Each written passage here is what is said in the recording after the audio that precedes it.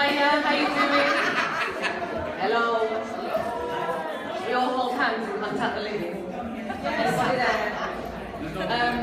I don't know about you, I've had a lot of problems with my Facebook account recently. I've had it hacked 3 times.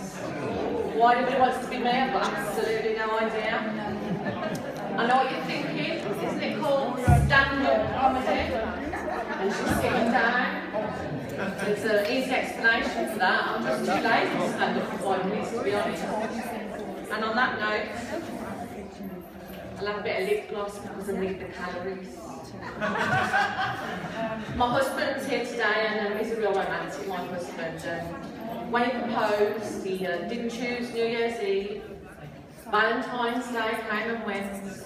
My birthday in April, no rings. No, he waited to a boat completely off our face, trolleyed at Birmingham's Gay Pride Festival. We got married 7.5 weeks later, and that was mainly due to 2 PPI refunds, to be honest. It's a bit of a low-key event.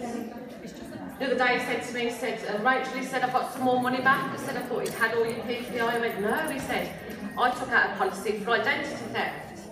I said, Mike, who's going to want to steal your identity? Come on.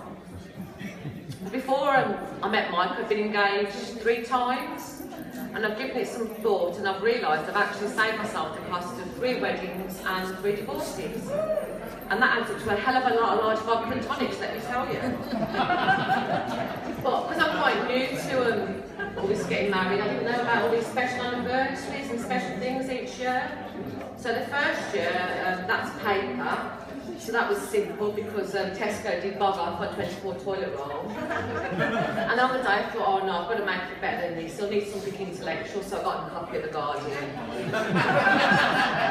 Now this year it was cotton, and I thought, right, okay, I'll do better. So I thought, shall I get him a nice cotton shirt so he can hang it in the wardrobe with the other 8 shirts I bought him that he's never worn? Or shall I get him some nice handkerchiefs with his initial on? No, because he picks his nose, to be honest. So I just gave it in the end, and I bought him a bale of 10 tea towels from B&M. Well, like I say, I've been engaged 3 times before, and the second one, it actually did cost a bit of money. 2 weeks before the wedding, he popped out to get the cake. He didn't come back. Being the dutiful fiancé that I was, I reported him missing to the police. Turned out they're already looking for him. When he left, he stole my A-level certificates, some family photos, and my cycling proficiency badge. I've stopped asking why, to be honest. He did pop back 7 years later at midnight. Not exactly the apologising hour. I didn't answer the door. So to say that I was in a state of shock when he went would have been an understatement. At the time, there were reports of more alert amoebas. I had major surgery almost without noticing, although I did still need to do anaesthetic, I'd like to point out. But I never actually thought there'd be any benefits to having a hysterectomy, and there are. 3 letters, HRT. I've gone from a 36C cup to a 38E cup, and it hasn't cost me a penny. And all the women out there are thinking, really? Yes, really. And all the men are thinking, what the hell is she talking about? So I'll help you out. I've gone from that to that. But I've got no children, and I feel like I've saved my mum a lot of money now because she hasn't got to spend it all on the grandkids. But apparently I still have to wait for it to die before I can have it. It's not fair, is it really? People have a bit of a habit of walking out on me in my life. When I was 8, my dad left, and a few weeks later, a stray cat turned up on the doorstep. And to be honest, at first it was quite a good swap.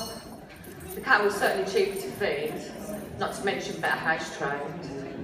But the cat I have now, I've had him 14 years, and he's a complete monster. He terrorises every cat.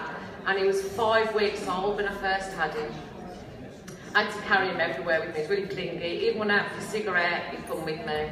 So now, 14 years later, first thing in the morning, his cough's not quite as bad as mine. Well, here's a little tip for you. If you think I'm going to do stand-up comedy and I'll write a few notes on my hand, Don't do it 6 hours before the gig, because you can't read a damn thing when you get up there. But I'll just leave you with this thought before I go, ladies and gentlemen. In life, some people will grow on you, but there will be others that are just crop failures, to be honest. Of all the audiences I've performed to, you've been the most recent. I've been Rachel Day and you've been bearable.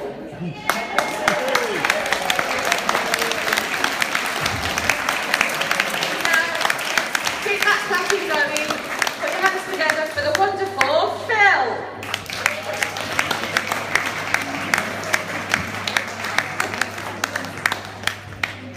Hello, good afternoon. I thought we'd start tonight with a bit of different material, or even this afternoon. It's funny doing comedy. How's that? That's better.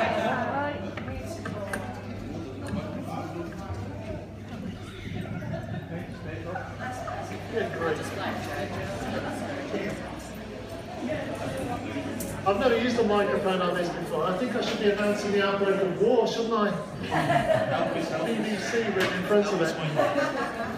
Now, I thought I'd try some different material this afternoon, so, well, do you like the shirt? See, I don't know what they say to ethical. I mean, what's wrong with being made in a Chinese sweet shop? Louder, baby! Even louder? Yeah. Good grief. So, God, that's thrown me completely now.